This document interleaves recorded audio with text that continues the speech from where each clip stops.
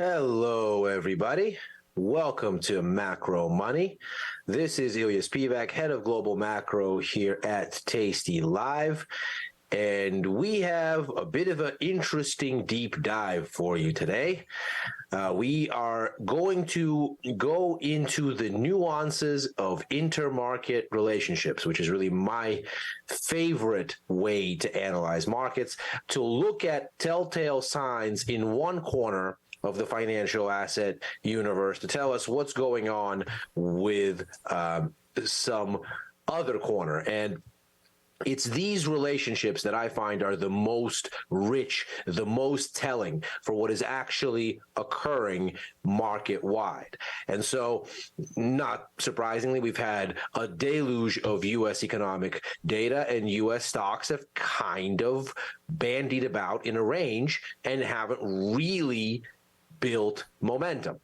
We had the non-farm payrolls report at the beginning of the month, the Fed announcement at the beginning of the month that spooked markets about the Fed maybe needing to hike rates more and hold them higher. We had retail sales numbers just today that looked quite rosy.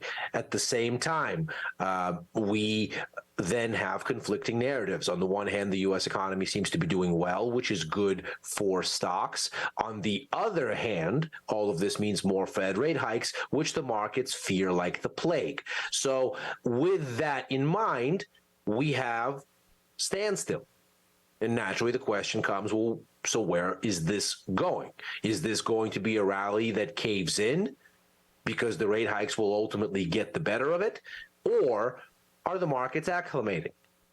Are we going to find a way forward because earnings growth will be supported by the positive cues that we're seeing in the economic data? One way to look at this is not to look at U.S. data at all, not to look at what the Fed says at all, but to look at those things that are most sensitive to what these forces are shaping up to be, and then to extrapolate from those things what the markets there are saying back into our analysis of U.S. equities and into our analysis of the Fed and into our analysis of the global environment from a macro perspective writ large.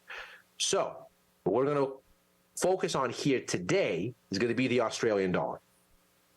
We are going to look at some of the specifics, but more importantly, even than that, we are going to look at what the Australian dollar is telling us about the macro environment itself. And in so much as that macro environment is shaped by Fed policy expectations, at least in the current space, that is going to be something that is very, very important and very, very telling, not just if you are a trader of the Aussie or Australian assets, but if you are a trader of anything really across the financial markets. So the first thing that I want to hit right off top is why we care from a macro perspective about what's going on with the Australian economy and, even more importantly, the Australian dollar. Note here what we're looking at. So the green line represents Fed rate hike expectations for the rest of this year. And that's a 5-day moving average just to smooth out some of the noise. So we're looking at this month through December, the implied rate.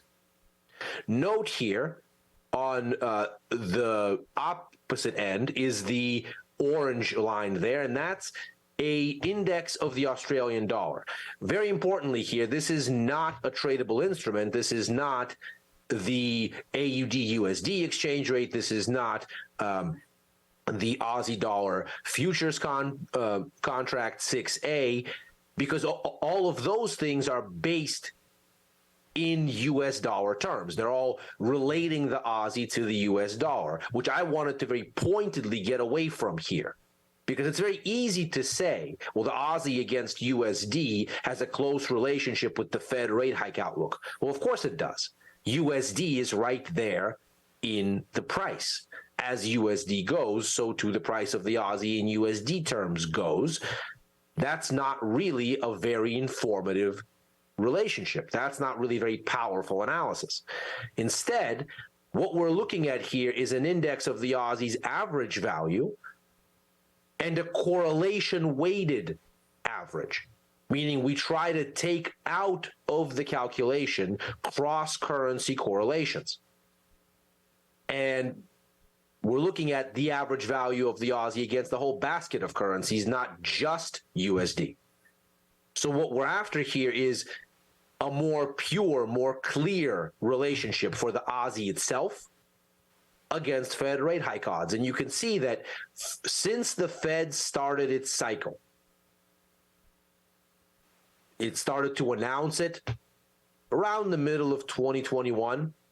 We started to get actual tightening around the beginning of last year, March.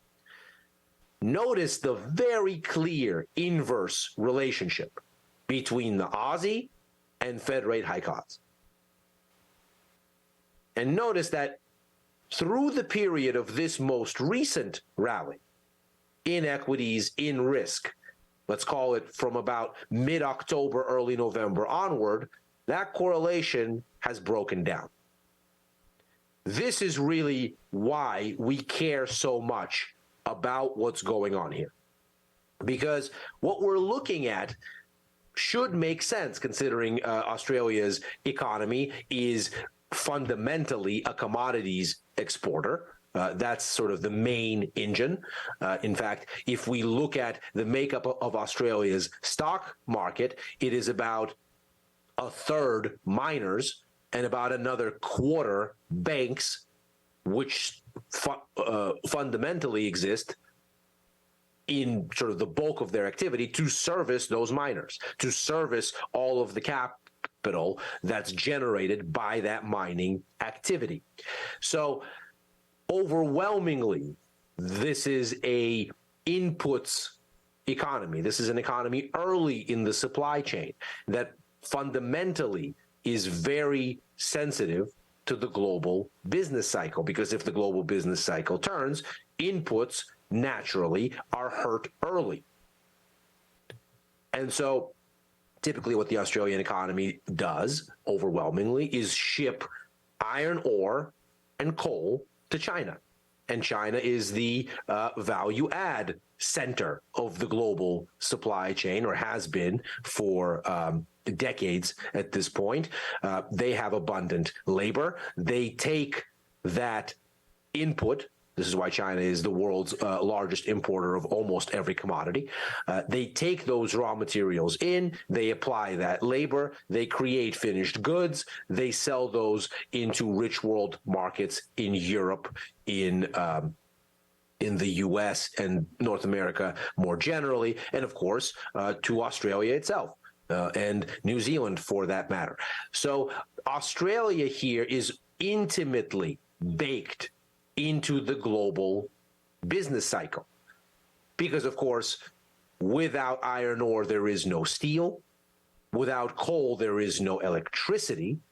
And so China's economic engine, which is easily the most important in the current environment as a value add, as a middle of the supply chain vehicle,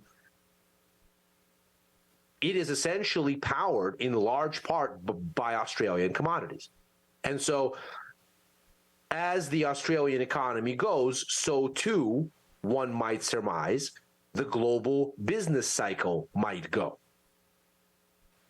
And so there is a tremendous amount of knock-on effect then from how the Australian economy does, what that means for rates and inflation there, what that then means for what the Reserve Bank of Australia will do, which of course reflects immediately in the Aussie dollar. If for the past year and a half, we've been worried about Fed rate hikes cooling global growth, well, then there should be an inverse relationship between Fed rate hike odds and the Aussie, because it's those very same Fed rate hikes that are cooling the global growth that the Aussie ultimately depends on for fuel to rise. So this is why we are looking at the Aussie dollar. This is why we're relating it to what's going on in the global economy.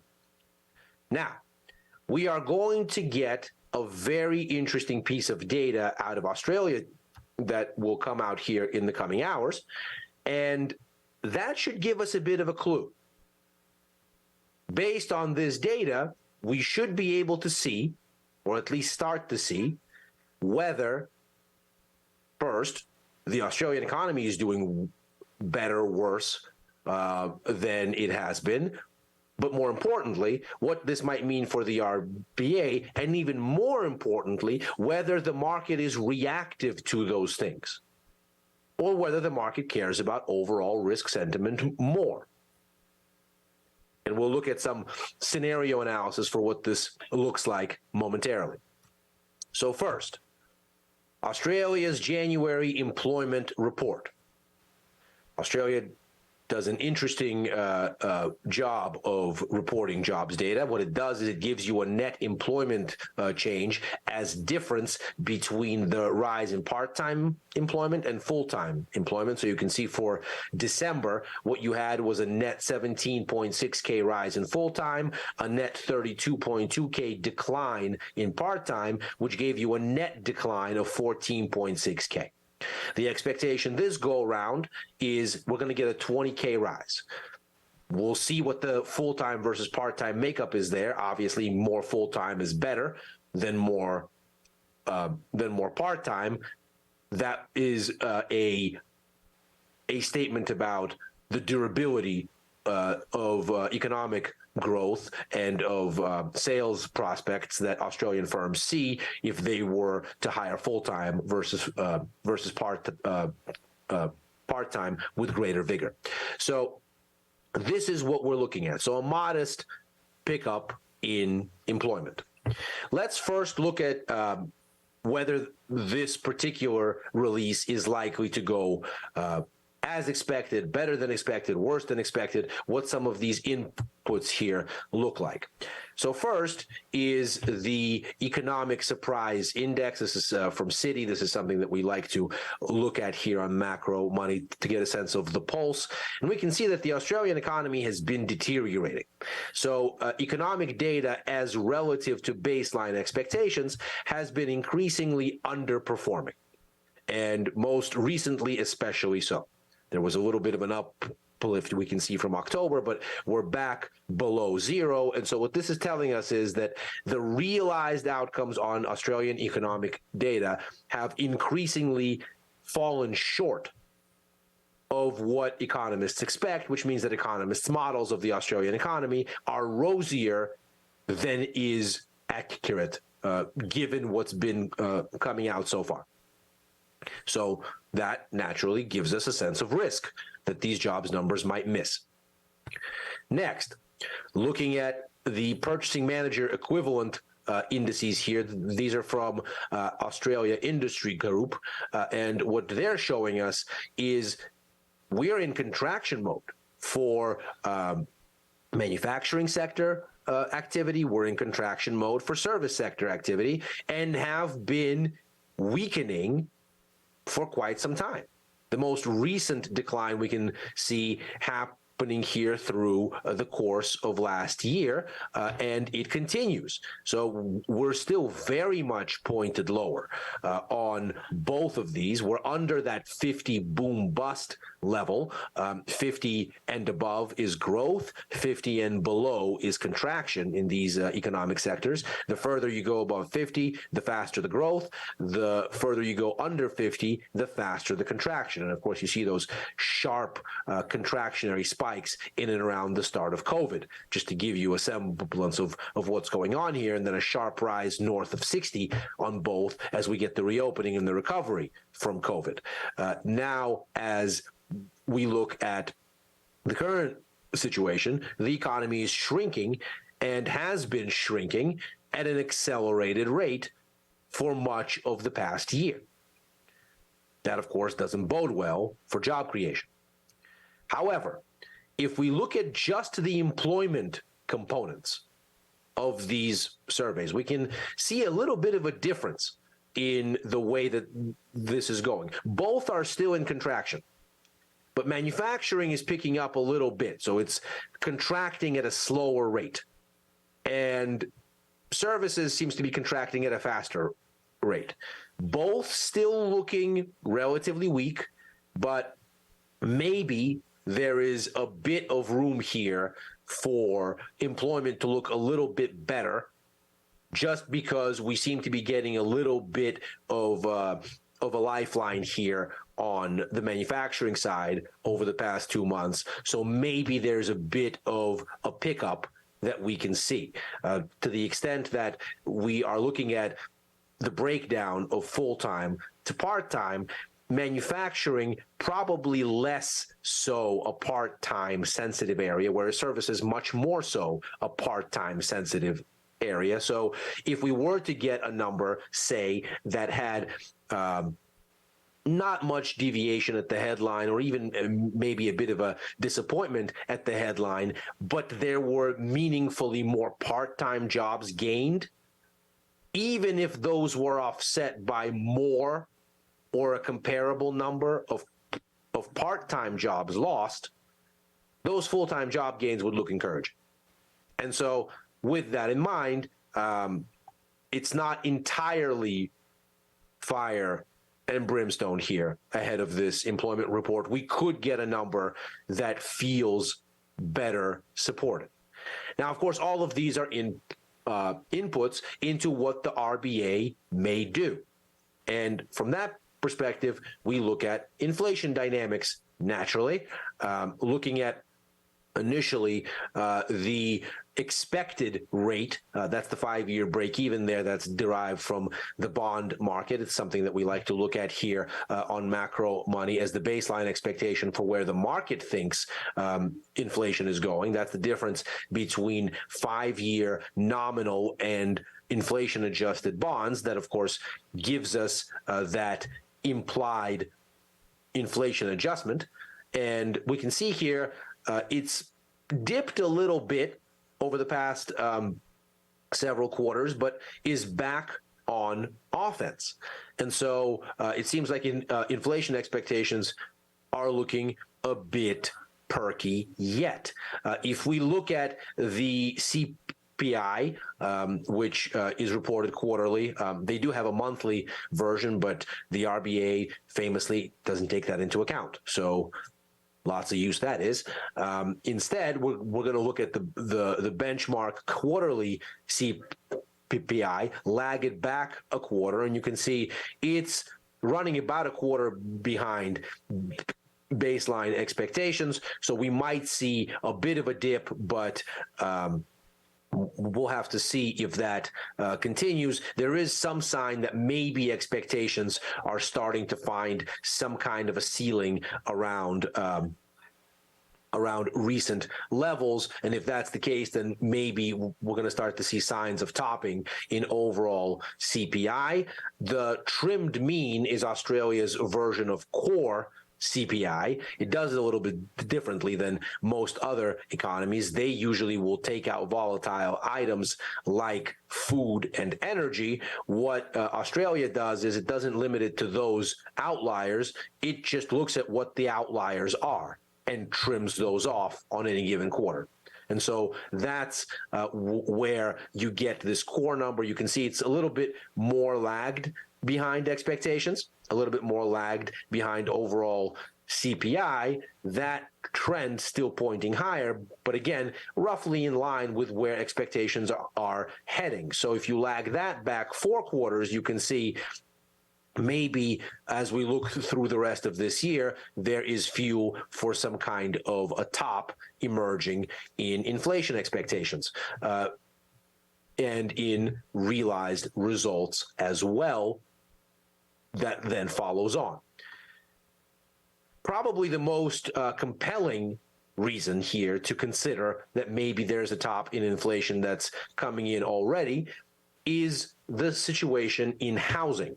Housing is easily a third of the overall CPI basket, by far the largest component.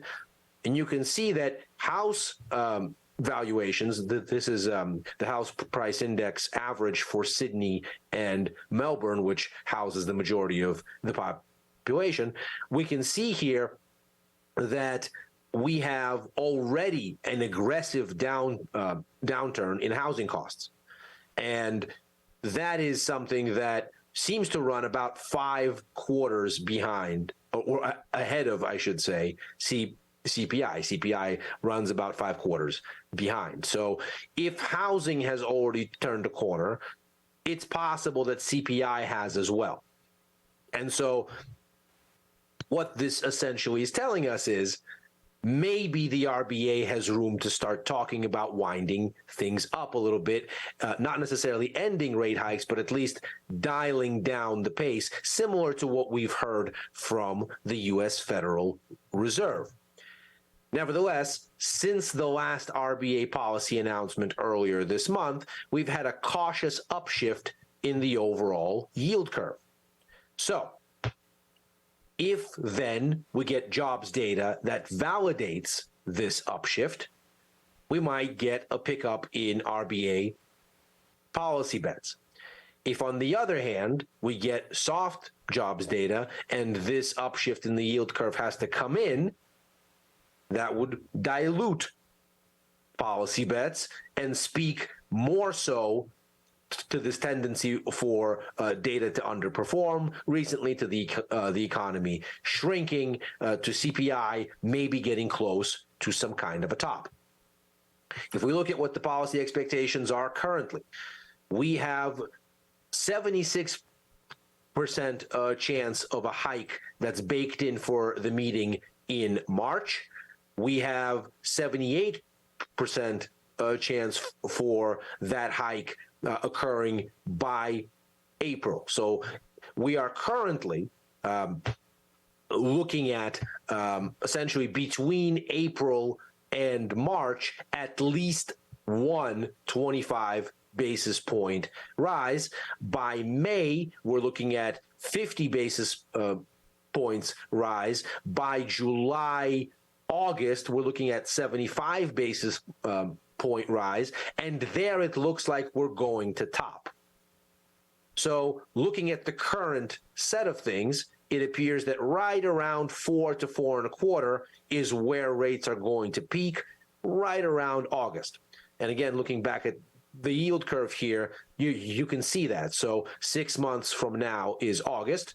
You can see that's the top at 4.2. We sort of hang out there until about this time next year, and then the cuts come in. So let's take this back full circle. Why is it that we're looking at this relative to the U.S. stock market? There are clearly competing indications here for the Australian economy itself. Economic data has tended to surprise lower. We saw that here. The economy remains in contraction mode. We see that here. So the worry is maybe you have a slowdown. Maybe the jobs data undershoots this expectation for a 20K increase, and you have to dial back in these rate hike expectations that have emerged since the last policy meeting. That would be Aussie dollar negative on the surface. And so the question would be, if the data is worse, does the Aussie dollar fall? Maybe so. On the flip side, you have this sense here that maybe the sequencing between manufacturing and employment, coupled with the interesting way that Australia reports its data, might make for an upside surprise at the headline, which might ratify this here. And ostensibly, that would be something that should move the Aussie dollar higher. How the Aussie then responds to whatever outcome will be very telling, given its relationship historically with the global business cycle which now is a function of the Fed outlook, at least in the minds of investors, that makes for a very interesting tell. If we get better data and the Aussie cannot rally on it in a sustainable way, that would be a very negative signal for overall risk sentiment, for sentiment-geared assets, be they growth-linked commodities, growth-linked currencies, and certainly stocks. If the Aussie gets bad data, but rallies anyway and doesn't fall, certainly not in a sustainable way, that would be very good news for the global business cycle as it is perceived by investors. That would be a very risk-on outcome. Again, for cyclical assets, including stocks. If we get a bad number and the Aussie responds negatively, that would be as one might expect, and that would be perhaps a localized response. We'll have to see. If we get a number that's good and the Aussie rises, we'll have to see how far it goes. We'll have to see how sustainable that rise is. That could be a localized response. But the magnitude of a move up or down relative to the outcome, better or worse, might be very, very telling for the overall setting of market confidence in the global story writ large, in the macro narrative writ large, in the resilience of stocks in the face of a Fed that wants to keep raising rates, which has pushed up yields as a consequence, which has pushed up rate hike expectations as a consequence. And with that, a bit of a window into the macro landscape. Now, as it happens, ahead of this announcement, the technical positioning is quite interesting. We have an Aussie dollar that's hit its earlier high around 71.40, 71.50, and may be constructing a bearish head and shoulders pattern. This is something that's, if confirmed, it's not confirmed yet, if confirmed, is indicative of a top. We can see that as the price was setting higher highs going into February, there was divergence on the relative strength index, which is a very, very simple arithmetic calculation, and tells you that there was loss of momentum going into those highs, anticipating the pullback. RSI is just the ratio of closes higher to closes lower. So if the price is setting higher highs, but is losing its propensity to close higher relative to closing lower, that very simple arithmetic will just tell you that momentum behind those highs is fading. And indeed, with that momentum fading, the Aussie has moved down and is now constructing this head and shoulders setup with a neckline of about 68.60. If we get a daily close under that 68.60, that is likely to be confirming of the patterns being complete. And textbook-wise, the implication would then be to take the distance from the tip of the head down to the neckline and to extrapolate that from the neckline down, which would give you, conveniently enough, an implied downside target around 65.35, 65.30, which is, as you can see here, a clear point of significance, a former resistance level that held quite well on an inverse head and shoulders constructed between September and November, which then gave us the rise that followed. So you can see the setup between that upside down head and shoulders then, right underneath where it says Australian dollar 6A future there on my chart, and now the other side of it, the head and shoulders top, first of all, they look very similar, but more importantly, it is the flip side of that up move that we'd be looking at here. Now, of course, this is not confirmed. If we get a weak jobs number and we get a push through that neckline by the time we get a daily close, which of course would run through the U.S. session. We're talking about FX here, so this is a 24-hour market.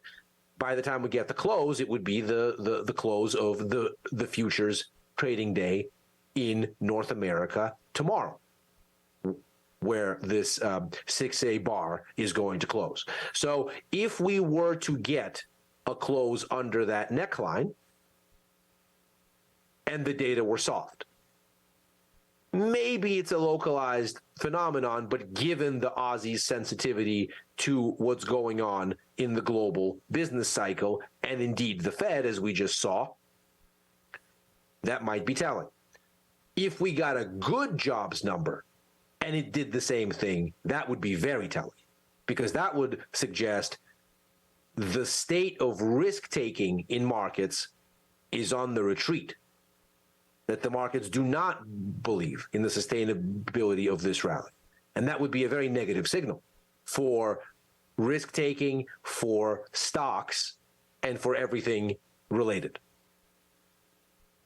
And that is macro money for today, Wednesday, the 15th of February. Thank you very much for joining me here. We're on Macro Money just after overtime with our friend Chris Vecchio, head of futures and Forex at tastylive, Monday through Thursday. Outside of those hours, you can follow my various thoughts and ideas on Twitter at Ilya Spivak.